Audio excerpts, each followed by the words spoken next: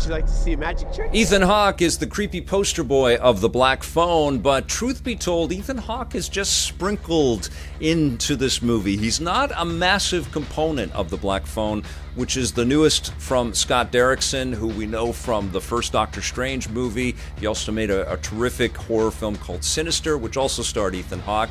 And this movie is a very stylized look at life in Denver, Colorado in the 1970s, and there is this creepy child abductor that has been cruising around, stealing children off the street and doing unspeakable horrors to them. And Ethan Hawke is the guy that wears the mask and does these unspeakable horrors to the kids. It really is a movie that focuses more on what it's like through the eyes of the children to kind of deal with these abductions and to hear the ripples and the rumors percolating throughout the school, and to see through the eyes of kids how cops would handle this and how parents would handle this. And it's very effectively told from that perspective. The papers call him the grabber. I wish you wouldn't call him that. And I think a huge part of the success of this film rests on the shoulders of our two main protagonists, a brother and a sister, played by Mason Thames and Madeline McGraw, who have to really bring a lot to the table. They've got to find pockets of bravery in there, and they've got to express the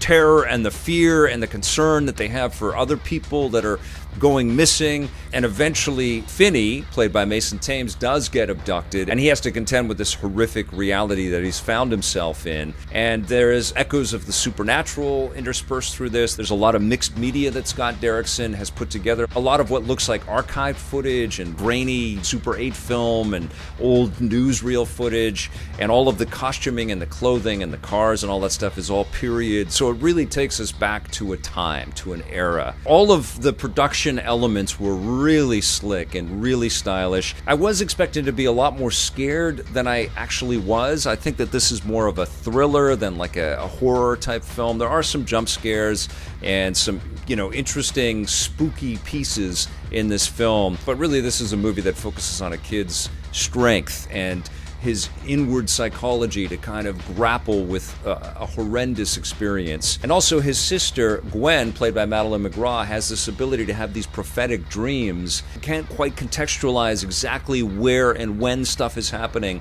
but has innate psychic abilities. So there is this kind of ghost story element and this cool supernatural kind of feel to what's happening in the film. It felt a little bit like things we've seen in movies like It and also Stranger Things. Some elements of Stand By Me as well, because we do spend so much time with these kids, and there's a tough kid at school that protects Finney. There's a bunch of bullies that chase Finney. And so these are two kids that are haunted by a lot of dark things. It's a really well told story with lots of little intricate details. It just didn't knock me on my butt. I wanted to be more freaked out by what Ethan Hawke brings to the table, and most of the time he's in the movie with his mask on, so honestly, a lot of actors could have been in that role. He's good. Ethan Hawke is always good, but we don't really see inside his psychosis and his insanity. It's all as surface as the mask is. We just know he's bad because he wears a demon mask. So that let me down a little bit. And also this is a movie that's kind of true to form with a lot of the Blumhouse films that we've seen, a lot of the horror picks that Blumhouse